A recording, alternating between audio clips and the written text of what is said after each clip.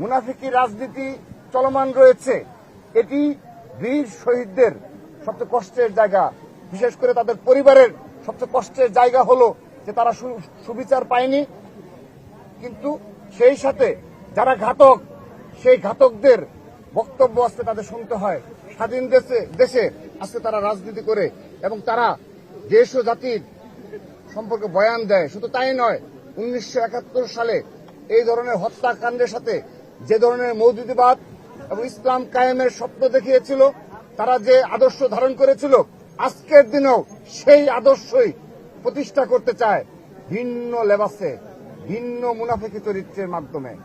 আমরা তাদেরকে ঘৃণাভরে প্রত্যাখ্যান করছি। আমরা বাংলাদেশ জাতীয় ছাত্রদল একটি কথা স্মরণ করে দিতে চাই, যতদিন বাংলাদেশ থাকবে ততদিন প্রতিবার আমরা এই হত্যাকারীদের বিরুদ্ধে অবস্থান নেব।